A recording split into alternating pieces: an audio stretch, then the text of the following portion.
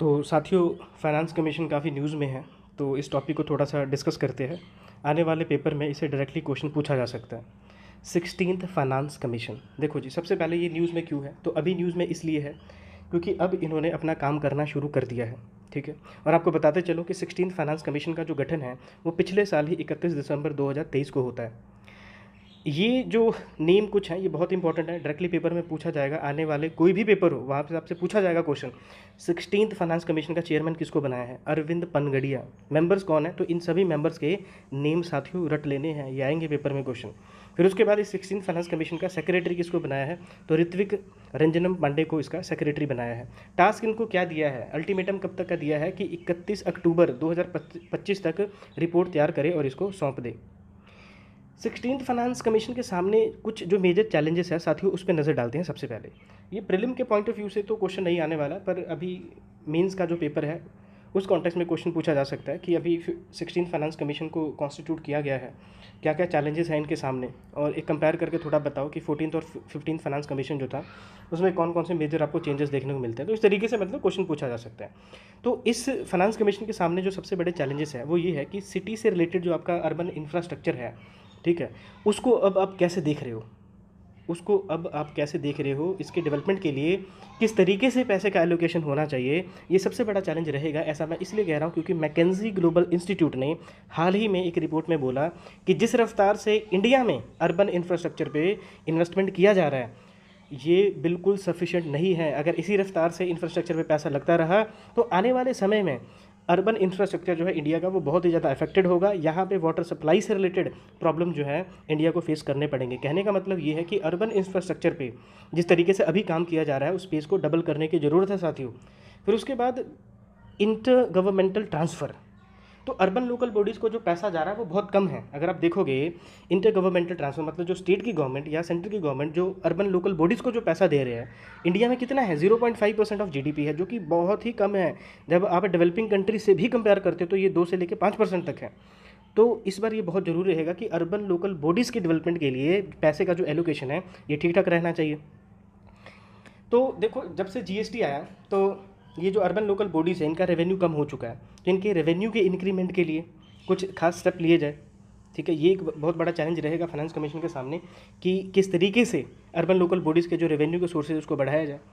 Urban local bodies को, पंचायत को, ये पैरेलल एजेंसीज जो हैं जो सेम पर्पस के लिए बनाए गए हैं, जो बिल्कुल लोकल लेवल पे रह के लोगों के डेवलपमेंट के लिए काम करे, ये कहीं ना कहीं एक हिंड्रेंस जो है ये क्रिएट कर रहे हैं। ठीक है, तो अब इन एजेंसी का जो रोल है, ठीक है, और जो लोकल बॉडीज़ का जो रोल है, इनमें एक हार्मनी कैसे बनाया जाए ये भी बड़ा ज़रूरी रहने वाला है। सेंसस अभी तक आया नहीं है तो ये बहुत मुश्किल होगा कि किस तरीके से जो पैसे का एलोकेशन है वो किया जाए। आपको पता है कि जब भी हम फाइनेंस कमीशन की बात करते हैं तो सेंसस या पॉपुलेशन का डेटा देखते हो और पॉपुलेशन के बेसिस पे पैसे को एलोकेट किया जाता है। अब अभी तक सेंसस आया नहीं है तो यही बहुत बड़ा चैलेंज रहेगा कि पैसे का जो एलोकेशन है ये किस तरीके से हो, क्योंकि 2011 का सेंसस अगर आप देखोगे तो बहुत टाइम हो चुका है। इस दरमियान बहुत सारे पॉपुलेशन जो डेमोग्राफी है जो इंडिया की वो काफ़ी चेंज हो चुकी है, तो ये भी एक बहुत बड़ा चैलेंज रहने वाला है। अब हम देखते हैं बिल्कुल स्टैट्यूटरी जो इन्फॉर्मेशन है, जैसे कि फाइनेंस कमीशन, ये पेपर में क्वेश्चन आएगा डायरेक्टली। फाइनेंस कमीशन, सबसे पहले तो क्वेश्चन पूछा जा सकता है कि इसका नेचर क्या है, ये कॉन्स्टिट्यूशनल बॉडी है कि नॉन कॉन्स्टिट्यूशनल बॉडी है? तो ये एक नॉन कॉन्स्टिट्यूशनल बॉडी नहीं है, ये एक कॉन्स्टिट्यूशनल बॉडी है। कॉन्स्टिट्यूशनल बॉडी का मतलब क्या होता है? जो कॉन्स्टिट्यूशन के किसी आर्टिकल में मेंशन है। तो साथियों, इंडियन कॉन्स्टिट्यूशन आर्टिकल 280 की जब हम बात करते हैं तो वहाँ पे फाइनेंस कमीशन के बारे में मेंशन है। तो इसका मतलब क्या हुआ कि फाइनेंस कमीशन एक कॉन्स्टिट्यूशनल बॉडी है। तो ये आपने याद रखना है और आर्टिकल भी याद रखना है किस आर्टिकल में मेंशन है। अब ये फाइनेंस कमीशन क्या है? तो देखो, पहली लाइन अगर आप फंक्शन का रीड करोगे तो यहाँ से आपको क्लियर हो जाएगा कि ये फाइनेंस कमीशन बेसिकली होता क्या है। ठीक है, ये बाकी एक्स्ट्रा जो इन्फॉर्मेशन है ये फालतू में लिखी हुई है, फालतू तो नहीं कहेंगे। अगर अच्छे लेवल का अगर कोई एग्जामिनेशन के लिए अगर आप तैयारी कर रहे हो, जैसे यूपीएससी का पेपर हो गया, तो वहाँ भी आपसे क्वेश्चन पूछे जा सकते हैं कि फाइनेंस कमीशन के जो फंक्शंस हैं, ठीक है, उसमें कौन कौन से फंक्शंस को इंक्लूड किया जा सकता है। तो देखो, सबसे पहले फाइनेंस कमीशन क्या है? देखो, सेंटर के पास में पैसा आ रहा है, ठीक है, टैक्स के थ्रू, बहुत सारे सोर्सेज के थ्रू पैसा आ रहा है। वो पैसा आ रहा है, उसको कलेक्ट करने में भी पैसा जाता है, तो उसको अगर हम निकाल दें तो वो जो बचता है उसको हम कहते हैं नेट प्रोसीडिंग, उसको हम कहते हैं नेट प्रोसीड। तो नेट प्रोसीड जो है सेंटर के पास में, वो वाला पैसा जो कि अब किसी को देने वाला नहीं है, जिसकी कोई लायबिलिटी नहीं है, तो उसको अब कैसे डिस्ट्रीब्यूट किया जाएगा स्टेट्स और सेंटर के बीच में। ठीक है। ये फॉर्मूला कौन आपको बताएगा? Finance commission. समझ में आया आपको फाइनेंस कमीशन का क्या काम है? तो सेंटर का जो नेट प्रोसीड है उसको सेंटर और स्टेट के बीच में कैसे बांटे, वो फॉर्मूला आपको बताएगा फाइनेंस कमीशन। फिर उसके बाद स्टेट्स को ग्रांट कितना देना है, कैसे देना है, किस बेसिस पे देना है, ये कौन डिसाइड करता है? ये फॉर्मूला कौन बताता है? फाइनेंस कमीशन बताता है। फिर उसके बाद अगर हम बात करें तो जैसे मान लो कि जो प्रेसिडेंट है, इंडिया का जो प्रेसिडेंट है, वो भी मतलब आपको बता सकता है कि जैसे अब 73rd और 74th अमेंडमेंट हुआ था, तो आपको पता है ये रिलेटेड है पंचायत से, म्यूनसिपैलिटी से रिलेटेड है। तो उनके डेवलपमेंट के लिए स्टेट को ऐसा क्या करना चाहिए जैसे स्टेट के रेवेन्यू खूब सारा बढ़ जाए और अल्टीमेटली उसका बेनिफिट जो है ये अर्बन लोकल बॉडीज़ को मिले, पंचायत को मिले। ठीक है। तो इससे रिलेटेड भी जो फाइनेंस कमीशन है, इससे इन्फॉर्मेशन मांगी जा सकती है प्रेसिडेंट के द्वारा, और कोई भी सब्जेक्ट मैटर जो प्रेसिडेंट को लगता है कि बहुत ज़रूरी है, उस बेसिस पे फाइनेंस कमीशन से इसके ओपिनियन मांगे जा सकते हैं। तो ये सारे फंक्शंस हैं फाइनेंस कमीशन के। अब कुछ बहुत ही बेसिक एक्स्ट्रा इन्फॉर्मेशन है और यहाँ से डायरेक्टली पेपर में क्वेश्चन आ सकता है। फाइनेंस कमीशन का पहला चेयरमैन कौन था? केसी नियोगी। रिसेंट अगर हम बात करें तो 15 और 16वां जो फाइनेंस कमीशन बनाया गया है, इसके चेयरमैन का नेम क्या है? तो एनके सिंह लास्ट वाला 15th का। 16th का कौन है? अरविंद पनगड़िया। फिर उसके बाद ये जो फाइनेंस कमीशन है इसको हर 5 सालों में गठन किया जाता है प्रेसिडेंट के द्वारा। 5 साल से पहले भी हो सकता है। ठीक है। अगर सिचुएशन अगर बहुत ये नेसेसिटेटेड है कि अभी बहुत ज़्यादा रिक्वायरमेंट है फाइनेंस कमीशन की, तो 5 साल से पहले ही बनाएगा। याद आपने क्या रखना है कि इसको कौन कॉन्स्टिट्यूट करता है? President of India. Quasi judicial body है। देखो जुडिशियल बॉडी का क्या मतलब होता है? सुप्रीम कोर्ट, हाई कोर्ट, ठीक है, ट्रिब्यूनल्स हो गए।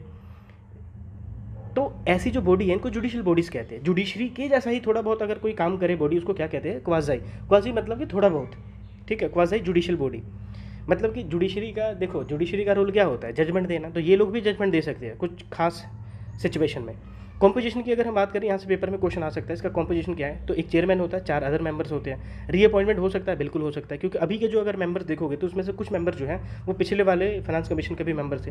क्वालिफिकेशन क्या है? तो कौन डिसाइड करेगा? पार्लियामेंट। तो अगली स्लाइड में देखेंगे पार्लियामेंट ने क्या क्वालिफिकेशन इनके लिए डिसाइड किया है। सैलरी कौन डिसाइड करेगा? Central government. रिपोर्ट ये किसको सौंपेंगे? प्रेसिडेंट को। और फर्दर प्रेसिडेंट की ये क्या रिस्पॉन्सिबिलिटी है कि इस रिपोर्ट को वो पार्लियामेंट में पेश करे।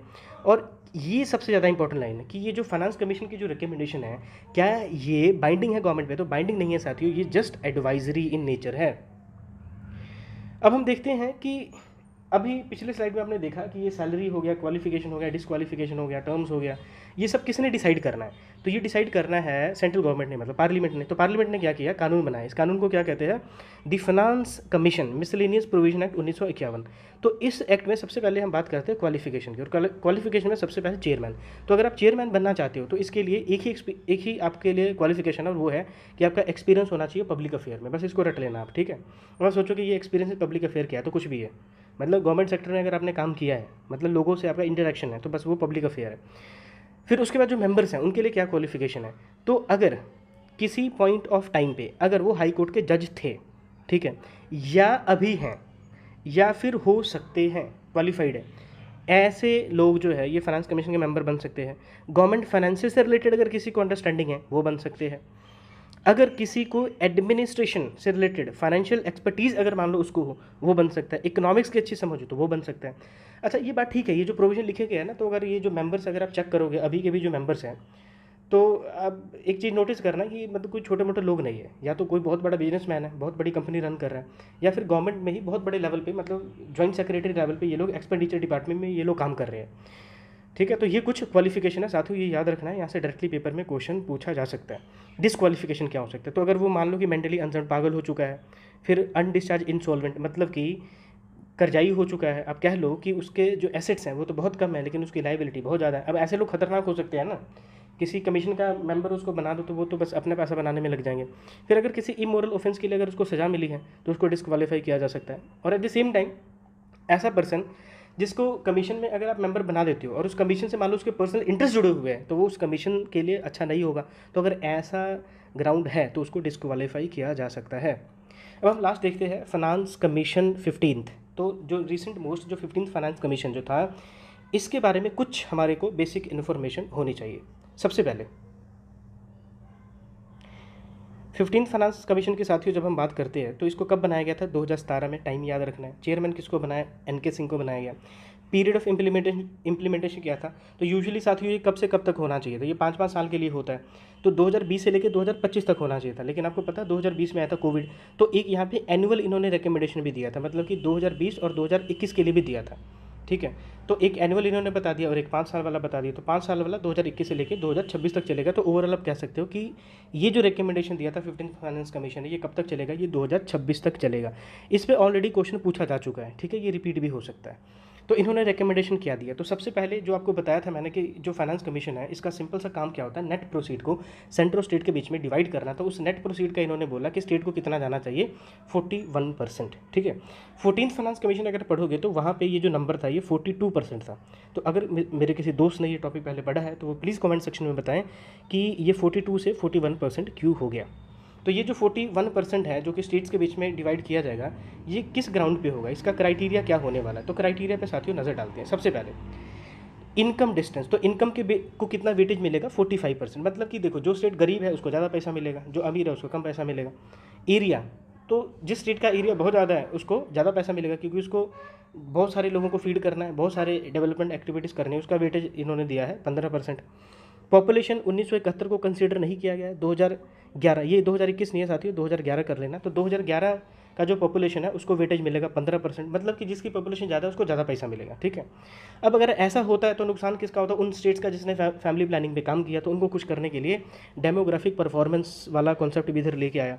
मतलब कि जिसने फैमिली प्लानिंग पे काम किया है, बच्चे दो ही अच्छे पे जिसने काम किया है, पॉपुलेशन का कंट्रोल किया है, ऐसे स्टेट को जो है अलग से पैसा मिलेगा। और टोटल जो पैसे का वेटेज जो है वो 12.5% है। फॉरेस्ट एंड इकोलॉजी को वेटेज मिला है 10%। मतलब कि फॉरेस्ट डेवलपमेंट के लिए जिस स्टेट ने बहुत सारे इनिशिएटिव लिए हैं उनको बहुत सारा पैसा मिलेगा।